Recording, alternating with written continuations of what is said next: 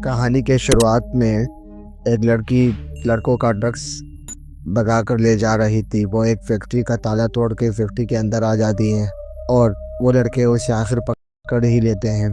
फिर एक कैन पपोय का, जिस पे पपोय लिखा होता है, वो आके उस लड़के के पास आ जाता है। तो उस लड़के ने पपोय की कहानी सुनी हुई होती है, तो वो अपने आप को बहुत ज़्यादा स्मार्ट समझ रहा था और पपोय को धमकियाँ दे रहा था कि जैसे ही वो गया, पपोय ने अपने बड़े बड़े हाथ बाहर निकाले और उसे अंदर खींच लिया और उस लड़के को चीर पाड़ दिया।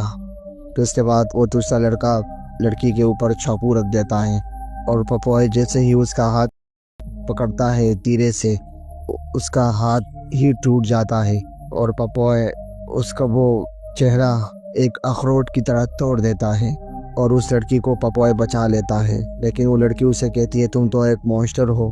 तो पपोय बहुत ज़्यादा गुस्सा हो जाता है और उस लड़की को भी मार देता है। फिर उसके बाद हमें कुछ दोस्त दिखाए जाते हैं जो पपोय के ऊपर डॉक्यूमेंट्री बनाना चाहते थे। फैक्ट्री का मालिक और ब्रोकर आपस में बात कर रहे होते हैं।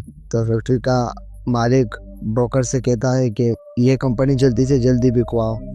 तो ब्रोकर कहता है कि मैं तो ये बिकवा तो दूँ, लेकिन इस कंपनी में ऐसा क्या हुआ था कि ये 20 साल से अभी तक बंद है और अभी तक इस कंपनी को खोला नहीं गया। और मैंने सुना है कि इस कंपनी में कैन में बहुत सारे बैक्टीरिया पाए गए, ऐसा क्यों हो रहा है। फिर वो कंपनी का मालिक अपने बॉडीगार्ड से कहता है कि आज रात इस कंपनी का चप्पा चप्पा चार मारो, जो भी चीज़ हो उसे निकाल कर फेंक दो कि अब ये कंपनी बिकने वाली है। तो वो सिक्योरिटी गार्ड फैक्ट्री में बहुत हत्या करता था और बिना डरे फैक्ट्री में घूम रहा था। जैसे ही वो ऊपर की तरफ जाता है तो पपोय ने जो शुरू में 2 लड़कों को मारा था, उसे वो दोनों दिख जाते हैं।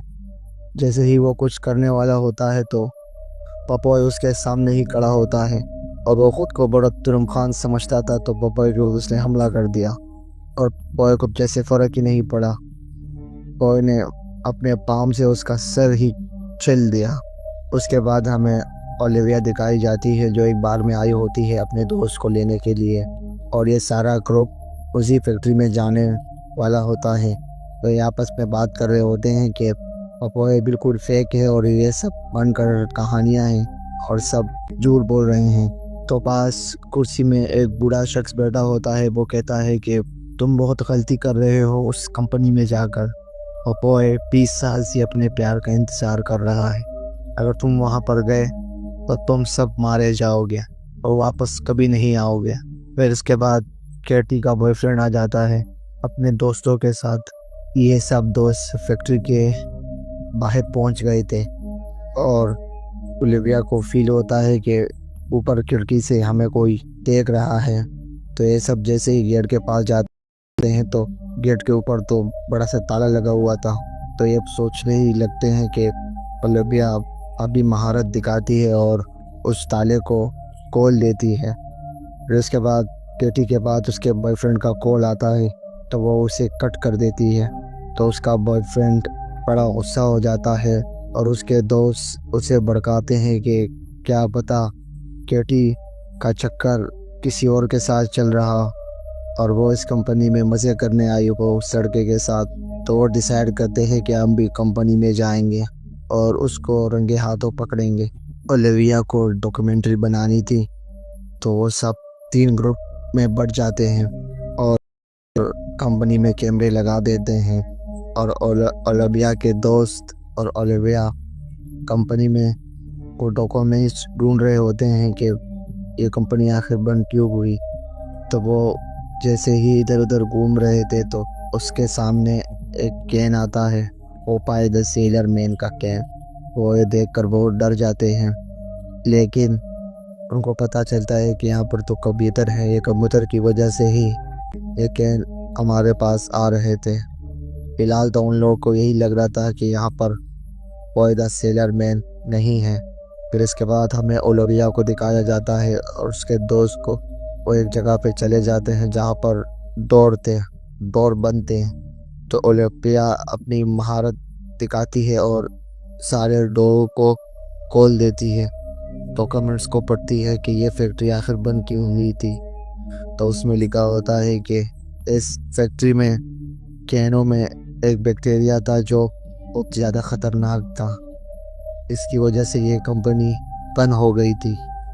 तो ओलिविया का दोस्त ओलिविया से कहता है कि इतनी बड़ी बात न्यूज़ वालों ने क्यों नहीं छापी।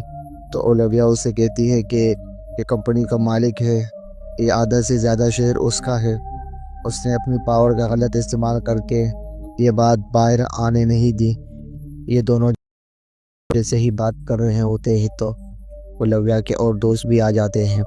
केटी जो कंप्यूटर पे मॉनिटरिंग कर रही थी कैमरों की, तो वहाँ पर पॉपॉय द सेलर मैन आ जाता है और केटी उसे देखकर डर जाती है और वहाँ से भाग जाती है। जैसे ही भागती है तो उसके बॉयफ्रेंड से वो टकरा जाती है। उसका बॉयफ्रेंड बहुत ज़्यादा गुस्सा होता है और केटी का फ़ोन भी तोड़ देता है।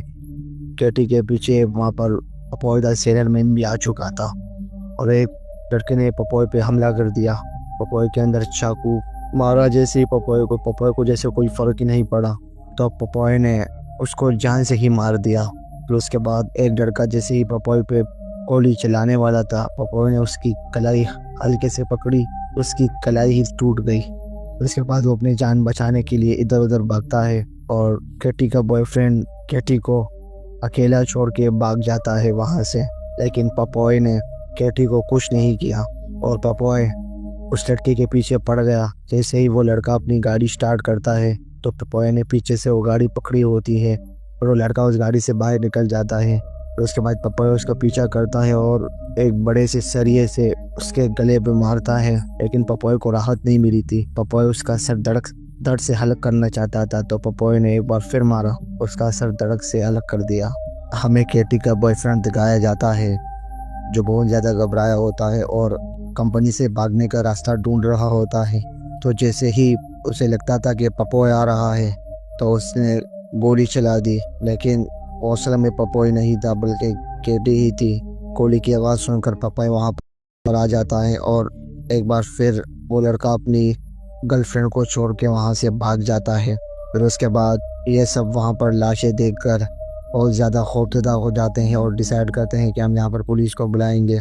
और केटी भी इन लोगों को नहीं मिल रही थी, तो ये केटी को ढूंढने का फैसला करते हैं। तो ग्रुप में ये लोग बढ़ जाते हैं।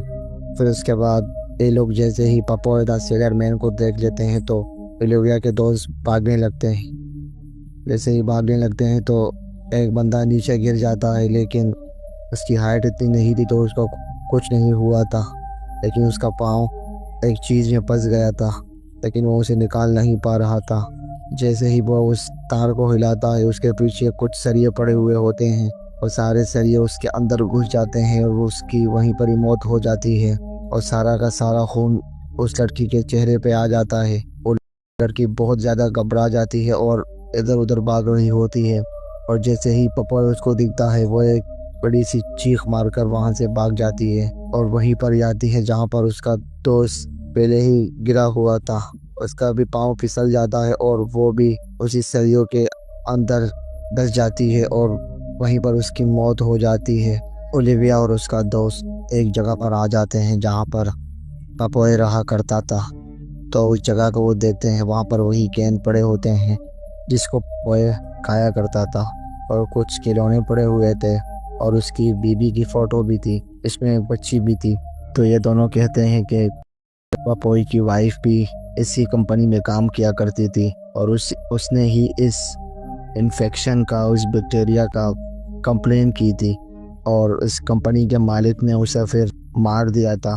तो पॉपॉय उसकी प्यार में पागल था, तो वो इस कंपनी में ही आ गया और 20 सालों से ही वही इन्फेक्शन वाले कैन पॉपॉय खा रहा है और पॉपॉय के अंदर वो इन्फेक्शन बहुत ज़्यादा फैल गया है और इसकी वजह से पॉपॉय एक मॉन्स्टर में बदल गया है और पॉपॉय एक मॉन्स्टर बन गया है।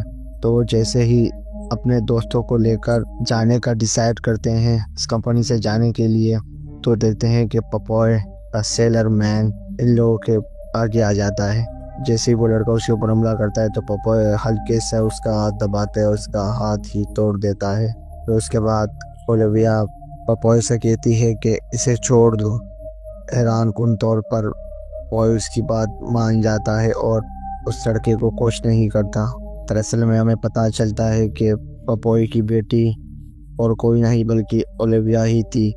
वो ओलिविया से बातें करता है और ओलिविया असल में अपने पापा से मिलने आई थी और अपने माँ को ढूंढने आई थी इस कंपनी में।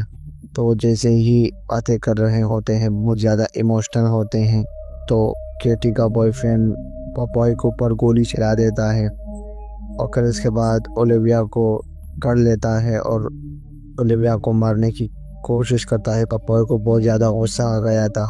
जिस हाथ से उसने केटी को पकड़ा हुआ था वो उस हाथ को ही जड़ से उखाड़ देता है और उसको वहीं पर ही मार देता है।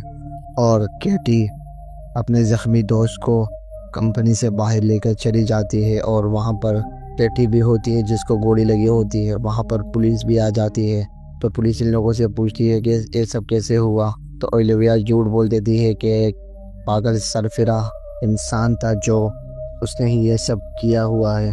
तो पुलिस वाले से कहता है कि फैक्ट्री के अंदर और कोई है। तो ओलिविया और एक और झूठ बोल देती है कि फैक्ट्री के अंदर और कोई नहीं है और बस हम सब ही थे।